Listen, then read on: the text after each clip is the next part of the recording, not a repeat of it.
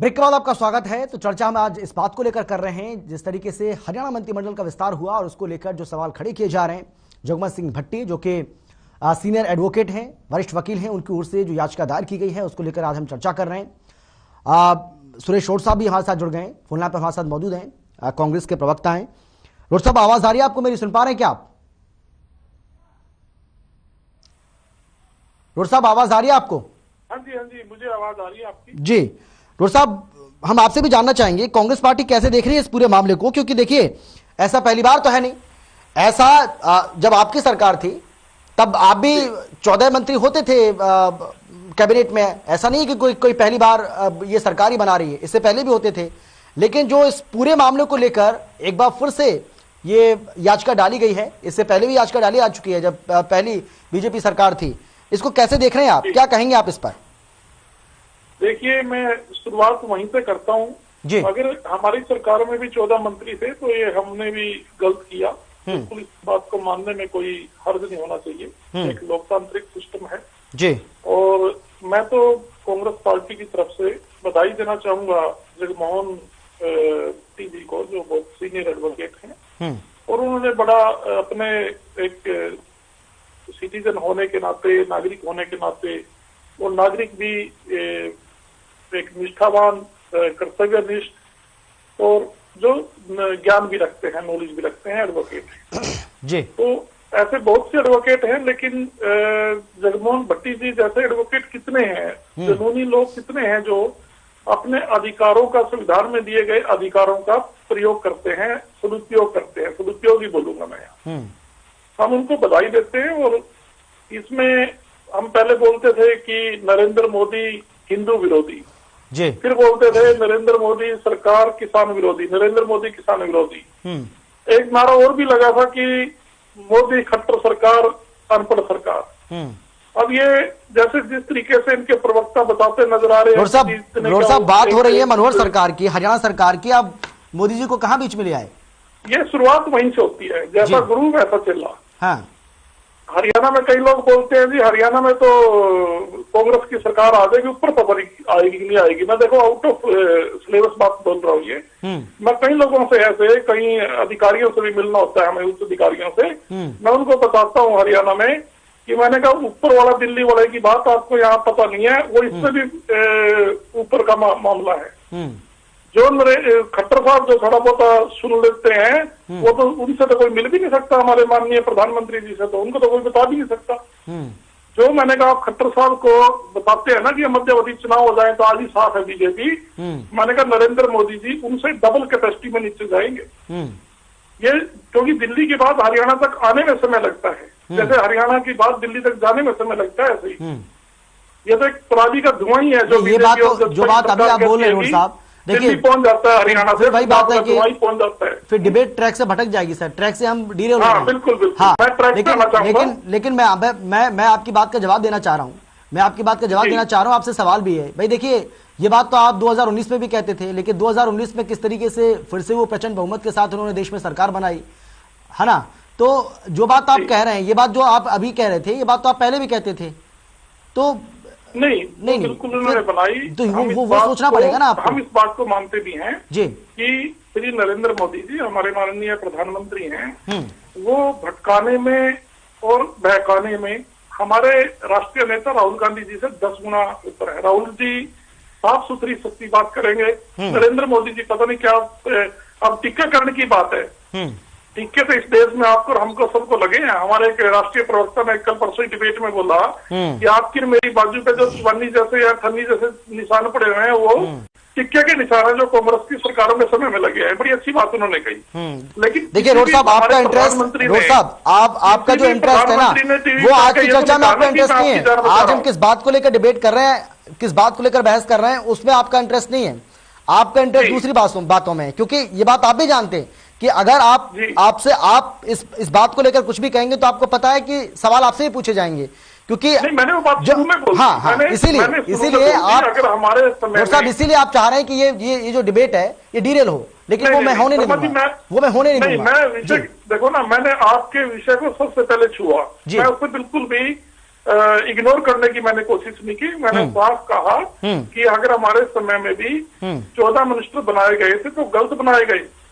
हमें संविधान का जो है आदर। ठीक है रोड साहब, मैं लौट रहा हूं आपके पास। 13 ही बनने चाहिए। डीपी कौशिक जी से जवाब ले लेते हैं। डीपी कौशिक जी, शर्मा जी, एक सेकंड और एक बड़ी बात करता हूं। बोलिए बोलिए बोलिए बोलिए बोलिए। आगे समय रहते हमारी सरकार बनती है तो 13 ही बनेंगे।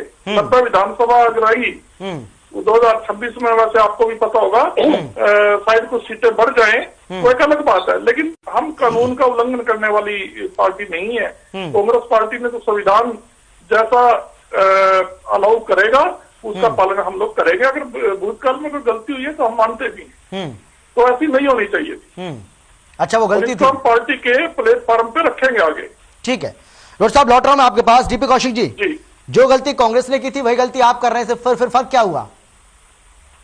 अमित जी, मेरे रोड साहब, मेरे भाई पहले तो राहुल गांधी के जो गुणगान कर रहे थे ना, ये गुणगान करे अच्छी बात है, पर जहाँ तक ये सार्वजनिक मुद्दा है ये बात, ऐसा कुछ भी नहीं है।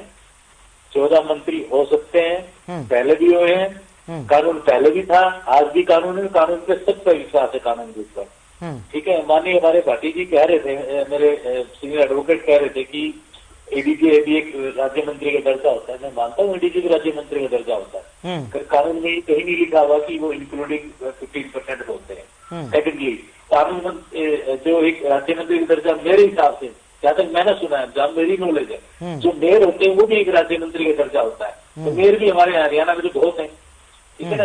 ऐसा कोई वैसा नहीं काम नहीं किया सरकार ने, जो ढांचा जो कानून जो पहले है वही चीज है। मैंने कहा फिर भी अगर इसको लगता है तो कानून के दायरे में चीजें आएंगी तो कानून अपना फिर उसका रिजल्ट देगा। केस किया, भट्टी साहब ने रिट डाली, अच्छी बात है, आएगा रिजल्ट। माननीय न्यायालय क्या दिशा निर्देश करता है उसके हिसाब से सरकार भी अपने को उसको चली। लेकिन रोड साहब तो कह रहे हैं कि हमारी सरकार अगर बनती है, कांग्रेस पार्टी का सरकार बनती है, तो जो गलती हमने पहले की थी उस गलती को हम दोहराएंगे नहीं, हम मंत्रियों की संख्या 13 रखेंगे। संविधान का पालन होगा जी, लिखवा लो ना इनसे, लिखवा लो कौन सी सुप्रीम पावर है रोड साहब। मेरे जैसे सिंपल कार्यकर्ता है, प्रवक्ता है, लिखवा लो इनसे। आज तक क्या इनसे बड़े व्यक्ति वो नहीं रह गए सरकार में, कांग्रेस पार्टी नहीं रह गया, उन्होंने आज तक बोला क्या? रोड साहब बोल रहे, लिख दे, रोड साहब लिख दे, क्या करेंगे भैया अगर आपकी सरकार ने नहीं किया तो? या आप दंड दे दो ना, आपकी सरकार ने किया तो आप दंड दे दो। किस पावर में रोड साहब करेंगे हम नहीं करेंगे? पता नहीं, ऐसी अनाप शनाप बातें मुझे रोड साहब के मुंह से सुनने को मिल रही है, जो मेरे भाई हैं, मतलब क्या कानून बोल रहे हमने गलत काम किया। अरे पूछो ना, अपनी सरकार से पूछो क्या गलत काम किया। एडीजी आपके टाइम में भी होता था, वो के पागल थे क्या? ये पहले कानून नहीं था। ये सब बातें, ये अनाप शनाप बातें हैं। ठीक है, मैंने आज की बात आपको फिर कहता हूँ। माननीय हमारे जो हमारे कोर्ट के वकील है उन्होंने किया, उनकी अपनी सोच है, कानून को अपना काम करना, उन्होंने अपना काम किया, सरकार अपना काम करेगी, इसमें किसी पुरंती वाली बात ही नहीं है। हम लोग देखेंगे क्या हुआ क्या ना। न्यायालय भी सबको विश्वास है और मेरे ख्याल से हमारे पार्टी साहब को विश्वास है, क्योंकि तो न्यायालय में को भी जी। लेकिन रोड साहब जो सवाल यहाँ पर उठा रहे हैं डीपी कौशिक जी, दीपक शर्मा जी की बात का जवाब देना चाहूंगा। हाँ, वो तो ये कह रहे हैं ना, कांग्रेस में होते थे लेकिन ये एक नेता के कार्यकर्ता थे और ये अपने से ही मेरी तुलना कर रहे हैं। इनको ये पता नहीं सुरेश रोड कांग्रेस पार्टी का है। मैंने तो लाल और गुलाबी पगड़ी की बात राहुल गांधी, वो ये तो मान रहे नहीं, रामलीला ग्राउंड में होने वाली रैली में बैन कराती थी दोनों। रोड साहब ये दीपक शर्मा जी कभी नहीं सोच सकते ऐसी बात कांग्रेस में होते क्या किसी को। कांग्रेस है, अब बताइए ये देश जानता हूँ कांग्रेस में और आप भी इसी हिस्सा हूँ। आप बताइए, दिखा दो मुझे, ले जाओ। मैंने जो बुलाया मैंने जवाब दिया, बीच में बोले जा रहे हैं, इससे कोई फायदा नहीं है दीपक जी। मैं कहता हूँ सैलरी बोले मीटिंग करेंगे, एक विधायक चला जाए तो बताओ। नहीं दीपक जी, मेरी बड़ी एक बात है, कितना जितना कोई बात ना आपके समझ में आ रही ना किसी के समझ में आ रही है। ठीक है रोड साहब, डीपी कौशिक जी मैं आ रहा हूँ आपके पास, ठीक है, पानी पी लीजिए आप, मैं आ रहा हूँ आपके पास। रोड साहब, उनका ये सवाल है कि भाई आप एक पार्टी के प्रवक्ता हैं, आप पार्टी के प्रवक्ता हैं, पार्टी का प्रवक्ता जो कह रहा है, उनका ये सवाल है कि भाई आप एक पार्टी के प्रवक्ता के तौर पर ये बात कह रहे हैं, लेकिन क्या इसके लिए भूपेश सिंह हुड्डा राजी होंगे? क्या इसके लिए कुमारी सैलजा राजी होंगी? क्या इसके लिए रणदीप सुरजेवाला राजी होंगे? क्या इसके लिए किरण चौधरी राजी होंगी, जो आपके बड़े नेता हैं? ये एक बड़ा सवाल है ना सर। हाँ बिल्कुल, हमारी पार्टी का जो एक कायदा कानून है उसके अनुसार हमने संविधान कांग्रेस पार्टी की ही देना है, आजादी कांग्रेस पार्टी की देना है, मतदान का अधिकार कांग्रेस पार्टी की देना। अगर हम उसका पालन करेंगे, हम आरएसएस वालों से, बीजेपी वालों से कैसे अपेक्षा रखेंगे? मैं ये कहना चाहता हूँ, हमारे राष्ट्रीय नेता बिल्कुल दूध की तरह साफ बात करने वाले व्यक्ति हैं जी। तो जब राहुल गांधी जी का यह आदेश है पूरी पार्टी को, और हमारी पार्टी में किसी चीफ मिनिस्टर की हिम्मत नहीं है। राहुल गांधी जी ने बोला 3 स्टेट में सीएम बना के कि कर्जे माफ कीजिएगा तीसरे दिन, और सभी 3 स्टेटों ने किए। यहाँ पर यह थोड़ी है कि करनी कुछ और है, कथनी कुछ और है। यहाँ पर ऐसा नहीं है कि एयरपोर्ट बेच कर मेट्रो का टिकट दिखा दो आप। ये नोटंकी की जो बातें कर रहे हैं दीपक शर्मा जी बैठ के, ये इन्हीं को साजती हैं। और हम पार्टी की बात करते हैं, हमारी पार्टी में हम अगर टीवी पे बैठ के कोई बात कह रहे हैं तो हम पार्टी की नीति के अनुसार बोल रहे हैं। मेरी पार्टी की नीति है कहीं भी संविधान का उल्लंघन नहीं होगा। तो आप बताइएगा, अगर गलती से कहीं पीछे हो भी गया होगा तो आगे हमारी जानकारी में ये बात हम इसको दुरुस्त करेंगे, बिल्कुल उल्लंघन नहीं होगा। ये मैं आपको लिख के दे सकता हूँ ये बात। ठीक है, डीपी कौशिक जी कुछ कहना चाह रहे हैं, फिर मुझे जाना है भट्टी साहब के पास। जी बोलिए। रोड साहब खुश हो रहे बेचारे, इनकी सरकार आएगी, इनकी सरकार आएगी। नहीं दीपक जी सरकार भी आएगी, खुश रहेगी, रोड साहब खुश रही। मैं तो कहता हूँ आप मुझे पार्टी आपकी सरकार आएगी, मुझे खुशी हो आपकी सरकार आएगी, पर आएगी साहब ऐसे ही काम करते रहे। कब और कहाँ पे आएगी वही बात बोलिए रोड साहब, जो लोग सुने। आपकी सरकार रही है, मेरे ख्याल में मैक्सिमम आपकी सरकार रही है ना। लेकिन डीपी कौशिक जी, लोगों ने तो इस बार भी हमारी सरकार बनाई थी। मंत्री बनाएंगे, मैं चाहूंगा वो दिन आए, कभी देखेंगे कब हमारी 10 सीटें बिल्कुल प्रशासन के द्वारा गलत तरीके से हमें हराया गया। 10 सीटें बिल्कुल 1000 वोटों से हारी है पार्टी। जनता ने कांग्रेस की सरकार बनाई थी 2019 में भी। ठीक है, मैं आप दोनों के पास लौटूंगा। डीपी कौशिक जी आपके पास भी लौट रहा हूँ मैं, रोड साहब आपके पास भी लौट रहा हूँ मैं। ठीक है, मैं आ रहा हूँ, मैं आप दोनों के पास आ रहा हूँ, फिर से मैं लौटूंगा आपके पास। लेकिन मैं भट्टी साहब आपके पास आना चाहूंगा सर। और हम आपको सुन रहे थे, हमारे जो संवाददाता हैं उन्होंने भी आपसे बातचीत की थी। आप ये कह रहे हैं बार बार कि भाई मैंने ये जो कदम उठाया है ये पब्लिक इंटरेस्ट में कदम उठाया है, इसमें मेरा अपना कोई ऐसा कोई लालच नहीं है या कोई लालसा नहीं है जिसकी वजह से मैंने ये कदम उठाया, ये याचिका डाली है। देखिए पब्लिक इंटरेस्ट की जब बात आती है सर, तो अगर जो मंत्री बनाए गए तो वो भी पब्लिक इंटरेस्ट में बनाए गए, विभागों को उनको बंटवारा हुआ है। और जब मंत्रियों की संख्या बढ़ेगी, उनको विभागों का बंटवारा होगा, तो सरकार का जो काम है वो भी आसान होगा, सरकार और अच्छे तरीके से काम को कर पाएगी। तो पब्लिक इंटरेस्ट में अगर आप याचिका डाल रहे हैं तो पब्लिक इंटरेस्ट में तो मंत्री बनाए जा सकते हैं ना सर, उस पर आपत्ति क्यों आपको? देखिए पब्लिक इंटरेस्ट बड़ा है या कॉन्स्टिट्यूशन जी, ये देखने वाली बात है।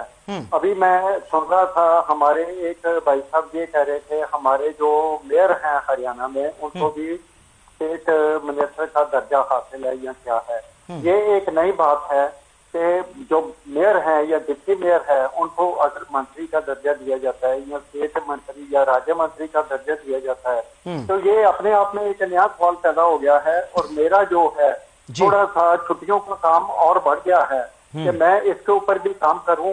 और माननीय कॉन्स्टिट्यूशनल जो जजेस हैं हमारे हाईकोर्ट है, उसको मैं ये बात कहूं कि इनको किस हिसाब से जो है ये दर्जा दिया गया है, कोई अमेंडमेंट है, मॉडिफिकेशन है, अल्टरेशन है, क्या नहीं है, इस हिसाब से मेरे को देखना पड़ेगा। और ये मेरा काम है जो ये छुट्टियां एंजॉय ना कर पाए, ये कोई ना कोई काम लगता है। मैं लोगों के लिए काम करता हूँ। आ रहा हूँ डीपी कौशिक जी, आ रहा हूँ आपके पास जी। बोलिए सर, बोलिए। मैं ये कहता हूँ जो लोकहित है उसको देखना है। लोकहित जो है कॉन्स्टिट्यूशन देता है। भट्टी साहब देखिए, मुख्यमंत्री का ये कहना कि भाई देखिए अब हमारी संख्या पूरी हो गई है, हमारी जो कैबिनेट की जो मैक्सिमम संख्या है वो हमारी अब पूरी हो गई है और अब पूरी क्षमता के साथ हम अपने विकास कार्यों को आगे बढ़ाएंगे। तो इसमें दिक्कत क्या है? ठीक है, 14 पहले भी थे, 14 अभी भी बन रहे हैं।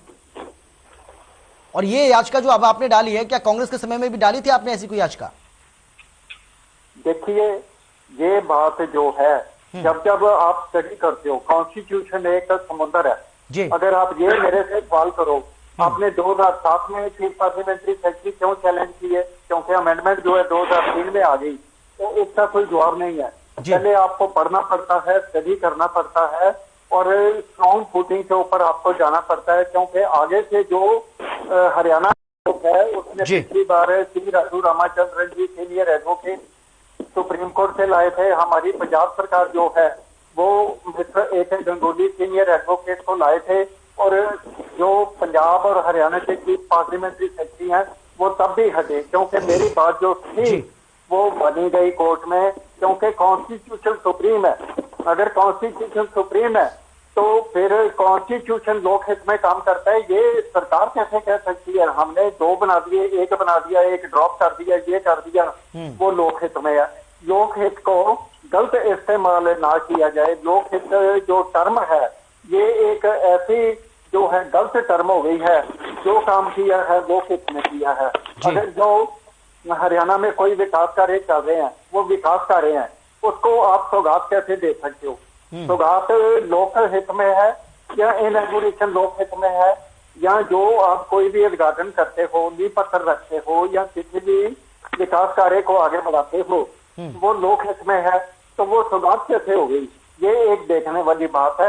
ये अपने आप में एक टर्म है और एक नया मुद्दा खड़ा कर सकती है हरियाणा की बीजेपी सरकार के लिए और देश की जो बीजेपी सरकार है उसके लिए भी।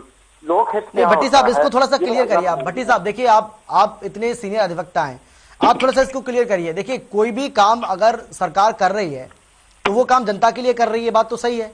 और अगर ये जनता के लिए उसको सौगात कह दिया जाए उसमें दिक्कत क्या हो सकती है? ये समझ नहीं आ रही बात। सौगात ही है ना। अगर कोई अगर मान के चलिए कोई एयरपोर्ट बना, सरकार कोई एयरपोर्ट बना रही है तो उस एयरपोर्ट का लाभ किसको मिलेगा? आम जनता को मिलेगा। और सरकार ये कह रही है कि आम जनता के लिए बड़ी सौगात हमने दी है, तो इसमें दिक्कत क्या हो सकती है? अगर रेलवे को बेच दिया है अडानी जी पे तो ये कौन से लोकहित की बात हुई है? लेकिन वो दूसरी बात हो गई सर। दिया है तो कौन सा लोकहित हुआ है? जो प्लेटफॉर्म इतना बढ़ गया है, गरीब आदमी जो है अपने बच्चों के सर पे हाथ रख के उनको जाते वक्त विदा भी नहीं कह सकता, ये कौन सा लोकहित है? ऐसे कई लोकहित हैं, इनको सौगात कहोगे या लोकहित कहोगे, ये अपने आप में सवाल है। सवाल तो कई ऐसे खड़े होंगे, क्योंकि जो काम हुए हैं इस दौर में 14 से लग के आज तक, उनको अगर देखा जाए तो लोकहित में ना होके किस हित में है, ये अपने आप में यानी कि कांग्रेस सरकार ने, हरियाणा में कांग्रेस सरकार ने अगर 14 मंत्री बनाए, हरियाणा में अगर इनेलो सरकार में 14 मंत्री बने तो उससे कोई दिक्कत नहीं है। लेकिन बीजेपी सरकार अगर मंत्री बनाएगी या गठबंधन सरकार 14 मंत्री बनाएगी तो दिक्कत है, ये माना जाए क्या? अगर मैं ये कहूँ जी जब जागे तब सवेरा, तो मेरा ख्याल है इसमें कोई गलत बात नहीं। अगर मैंने इस बात को उठाया है, इतने सालों से ये रॉन्ग प्रैक्टिस चल रही थी, तो मैंने इसको रोकने का एक विशेष उपराला किया है। तो इसको इस हिसाब से नहीं देखना चाहिए 2003 में ऐसे क्यों नहीं हुआ, या 2005 में ऐसे क्यों नहीं हुआ, या 2007 में ऐसे क्यों नहीं हुआ। जब जागे तब सवेरा। जब मैंने अगर कॉन्टिन्यूटी रहेगी गलतियां करने की तो किसी न किसी को तो जागना पड़ेगा ना, किसी न किसी को तो स्टेप लेना पड़ेगा। ये कौन से, अगर मैं ये सवाल करूं आपके चैनल के थ्रू, आपके माध्यम से, अगर हमारे माननीय न्यायालय हैं, कॉन्स्टिट्यूशनल है, माने जो हाई कोर्ट या सुप्रीम कोर्ट, तो उन्होंने ये संज्ञान क्यों नहीं लिया? इस बात का संज्ञान लेने की उनके पास अपने आप में पावर है, मुठो पावर देने करते हैं, उन्होंने नहीं लिया। अगर मैंने किसी वक्त किसी हिसाब से भी संज्ञान दिया है तो मेरा ये नहीं है मेरी बीजेपी से दोस्ती है या कांग्रेस से दोस्ती है या उनसे बैर है या उनसे बैर है। मैं तो अपने इंडिया की खैर मांगता हूँ, मैं अपने इंडिया के लोगों का हित देखता हूँ कहाँ सुरक्षित है, और इसकी मैं बार बार चेतना और चेतावनी देता रहता हूँ, हाथ जोड़ के भी देता हूँ और सबको कहता हूँ भैया आप कॉन्स्टिट्यूशन के दायरे में रहोगे तो देश का मान सम्मान बढ़ेगा, देश का लॉ एंड ऑर्डर जो है इम्प्रूव होगा, हमारे देश का टूरिज्म बढ़ेगा, फॉरेन रेवेन्यू आएगा, फॉरेन जो है टूरिस्ट आएंगे, हमारे फॉरेन टूरिस्ट आते हैं उनका रेप हो जाता है। जब उनका रेप हो जाता है तो कौन सा लोकहित वाली भट्टी साहब क्या हरियाणा में मूर्खल का गैंग रेप हो गया? भट्टी साहब जिस तरीके से आपने हमें बताया जी, कौन सा लोकहित किया? बेटी बचाओ बेटी पढ़ाओ कहाँ गया वो स्लोगन? 2015 में मोदी जी ने हरियाणा से शुरू किया था, मान सम्मान वाली बात थी। और मान सम्मान जब भी टूट गया जब हरियाणा में गैंग रेप हुआ, मूर्थल गैंग रेप हुआ, उसका आज तक फैसला नहीं हुआ। और उसकी जो सुपरविजन थी, अफसोस से कहना पड़ रहा है, वो भी एक महिला कर रही थी। लेकिन भट्टी साहब हम आपसे ये जानना चाहेंगे जी जगमोहन सिंह भट्टी जी थाने आए तो क्या हरियाणा में जो रेप हैं उनकी गिनती कम हो गई? बिल्कुल कम नहीं हुई। अगर हरियाणा ने कोई भी जो है इतने स्कूल हैं अपग्रेड किए, मैंने रेट डाली, बच्चियों को जो है भूख हड़ताल करनी पड़ी, वो रेट डाली मैंने, उन्होंने आके कागज में कह दिया कि हमने इसको अपग्रेड कर दिया। तो बच्चियों के लिए, छोटी छोटी बच्चियों के लिए उन्होंने क्या लोकहित किया? ये सरकार थी लोकहित की थी तो लोकहित करती ना छोटी बच्चियों के लिए। उनको क्यों 4 किलोमीटर या 10 किलोमीटर पैदल जाना पड़े, या किसी बैलगाड़ी से जाना पड़े, या किसी और साधन से जाना पड़े, साइकिल से जाना पड़े? ये लोकहित वाली बात नहीं है। लोकहित की डेफिनेशन बड़ी डिफाइंड है। अगर मैं इसको एक्सप्लेन करने लगूं तो कम से कम 5 दिन में इसको आपके चैनल पे कंटिन्यूसली एक्सप्लेन कर सकता हूं। नहीं भट्टी साहब, हम ये जानना चाह रहे हैं आपसे कि अगर मान के चलिए भट्टी साहब, आपको भी एक्सप्लेन कर सकता हूँ। भट्टी साहब, एक जो आज का मुद्दा है, इसमें छोटी सी बात नहीं चल सकती। बात क्या चलेगी? बात ये चलेगी तो आप को कुछ शब्दों में कन्फाइन करना है। जैसे आपकी डिबेट चल रही है, इसमें मैंने अपनी बात को कहना भी है। दूसरे भाईजान जो बैठे हैं हमारे, जो भी प्रवक्ता आए हैं बीजेपी से, कांग्रेस से और अन्य जगहों से, उनकी भी बात सुननी है। जो आपका फीडबैक आएगा वो मेरे लिए बेस्ट जो है वो चीज होगी। जो फीडबैक आपके होते हैं, आपके जो देते हैं, दर्शक देते हैं, सुनने वाले श्रोतागण देते हैं, हमारी आवाज उन तक पहुंचती है, लोक राय बनती है, वो लोकहित होता है। लोकहित वो नहीं होता 2 लोगों के लिए काम कर दिया। लोकहित होता है 2 करोड़ से ऊपर की जो हरियाणा की जो आबादी है उनके पैसे को ना लूटा जाए। लोकहित ये है। अगर इतना ही लोकहित करना है तो ये सरकार कम से कम ये जरूर करे कि जो 4-4, 5-5 पेंशनें ले रहे हैं हरियाणा के एमएलए, उनकी पेंशन बंद करे। ये लोकहित है। लेकिन लोकहित ये नहीं करेंगे क्योंकि उनको तो सजा दे रखी है। और ये सुबात कंटिन्यूड है, चाहे हमारी कांग्रेस पार्टी है, चाहे हमारी बीजेपी है या कोई और पार्टी के सदस्य है। जो एमएलए एक से ज्यादा पेंशन ले रहे हैं, पहली बात जो एमएलए की पोस्ट है वो पेंशन नहीं है, वो पब्लिक नहीं है, पब्लिक सर्विस नहीं है, तो पेंशन किस बात की ले रहे हैं? इसके ऊपर कानून बनाए ना, ये लोकहित में है। ठीक है। लेकिन भट्टी साहब ऐसी हैं जो अभी आपके चैनल से कह सकता हूँ, अगर सारा टाइम मैं ले गया तो जो मेरे बाकी जो प्रिय मित्र आए हैं उनको भी टाइम चाहिए, उन्होंने भी अपने मन की बात करनी चाहिए। और ये मेरी आवाज है। भट्टी साहब, मैं एक और सवाल आपसे करना चाह रहा था, मैं आ रहा हूँ आपके पास, फिर से लौट रहा हूँ। जी मैं फिर से आपके पास लौट रहा हूँ। रोड साहब बहुत देर से हमारे साथ बने हुए हैं फोन लाइन पर। रोड साहब, आवाज आ रही है? आपको सुन पा रहे हैं क्या? जी आवाज आ रही है मुझे। रोड साहब, देखिए जगमोहन सिंह भट्टी जी को आप सुन रहे होंगे बहुत देर से, और वो बार बार इस बात पर जोर दे रहे हैं कि भाई हमें लोकहित के बारे में समझना होगा कि आखिर में असल लोकहित है क्या। लेकिन भाई देखिए, आप तो संसदीय सचिव भी बनाते थे, 14 मंत्रियों की संख्या आपकी भी थी, इस बात को आपने खुद स्वीकार किया है। तो किस तरीके से जो विधायक हैं तमाम, उनको खुश करना है, उनको एडजस्ट करना है, देखो सब सरकारें करती हैं, आपने भी किया और अब ये सरकार भी कर रही है। अगर जगमोहन सिंह भट्टी जी जो कि सीनियर अधिवक्ता हैं, वो कानून के जानकार हैं, कानून के बारे में जानते हैं, अगर उन्होंने ऐसी कोई याचिका डाली है, आपको लगता है कि हाईकोर्ट इस पूरे मामले में संज्ञान लेकर किसी तरह का कोई भी ऐसा आपको लग रहा है कि कोई भी ऐसा फैसला इस पर आ सकता है? क्योंकि ऐसा जो मैं बार बार इस बात का जिक्र कर रहा हूं, इससे पहले भी ऐसी तमाम याचिकाएं डाली गई हैं, लेकिन वो सब विचाराधीन है। देखिए, हम आशावान हैं और भट्टी साहब ने जो पहल की है, इनकी पहल का स्वागत होना चाहिए सभी दलों के द्वारा निस्वार्थ भाव से। जी, किसी की भी सरकार में ये रहा हो वो एक अलग बात है। एक सीनियर सिटीजन ने, एक अधिवक्ता साहब ने एक पहल की है तो अच्छी बात है संविधान के लिए। और इन्होंने बड़ा बारीकी से आपको बताया, जैसे आपने, मैं सुन पा रहा था, आप इनसे पूछ रहे थे भट्टी साहब से कि लोकहित की जो बात हो रही थी, लोकहित यही है कि 2 करोड़ 2.5 करोड़ हरियाणा की जनता से टैक्स के तौर पे लिए गए खून पसीने की कमाई का जो पैसा है वो मान लो मंत्रियों के ऊपर खर्च किया जाए, तो उनको गाड़ी घोड़ा है, लाओ लश्कर दे रहे, फ्लैट, क्या क्या सुविधा उनको देते हैं, तो बिल्कुल ये लोकहित में आप इस बात को नहीं कह सकते। और जब एक संविधान में एक चीज फाइनल लिखी गई है कि आप इतने परसेंट या इतने प्रतिशत लोग मंत्री बनकर, बिल्कुल रोड साहब, मेरे पास समय की बहुत कमी है और मुझे आप सभी का आखिरी कमेंट भी लेना है। ठीक है रोड साहब, मैं अगर समय बचा तो जरूर लौटूंगा आपके पास। जीपी कौशिक जी, आपका आखिरी कमेंट इस पूरे मामले को लेकर मैं जानना चाहूंगा। देखिए निधि, जो माननीय हमारे जो वकील है उन्होंने किया वो उनका राइट बनता है, और माननीय न्यायालय का जो आदेश होंगे सरकार उसको पालन करेगी। मेरी सोच है, ऐसे मेरा मानना है। बाकी रोड साहब जो कहे वो अपनी पार्टी की अच्छी बात है, अगर वो उनका कहना मानते हैं तो शुरुआत करें। आपने सही कहा, उनके तो सीपीएसपी होते थे, हमने सीपीएसपी नहीं बनाए।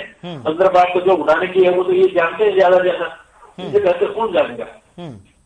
ठीक है, जो पार्टी ने किया, जो सरकार मैंने कहा नहीं, सरकार का राइट है, सरकार ने किया, सरकार के पास एडीजे भी है, दूसरे भी है, तो सरकार को देखना है, कोर्ट को कोर्ट ने देखना है, और जो हमारे वकील साहब उन्होंने जो किया उनको अपना देखना है। बिल्कुल, हम न्यायालय के आदमी है, न्याय के आदमी है, न्यायालय का पालन करेंगे जो न्यायालय। भट्टी साहब, आखिरी सवाल आपसे मेरा, अगर मान के चलिए कि कोर्ट आपके इस मामले पर संज्ञान लेता है तो आपकी पूरी तैयारी है, किस तरीके से आप इसे डिफेंड करेंगे?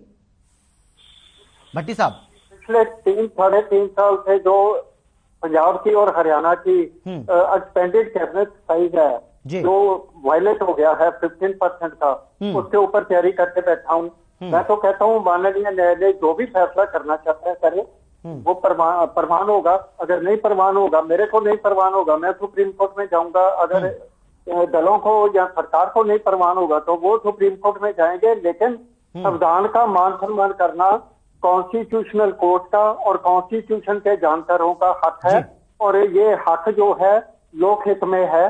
किसी से कोई बैर नहीं, किसी से कोई दोस्ती नहीं, ये तो अपने इंडिया की खैर की और कॉन्स्टिट्यूशन की खैर की मैं बात कर दी है और करूंगा और करता रहूंगा। जगमोहन सिंह भट्टी जी आपका, सुरेश रोड जी आपका, और डीपी कौशिक जी आपका, आप सभी का बहुत बहुत धन्यवाद इस चर्चा में शामिल होने के लिए, अपनी बात रखने के लिए। मसला में फिलहाल इतना ही, छोटे से ब्रेक के बाद फौरन लौट रहे हैं। आप देखते रहिए हर खबर हरियाणा।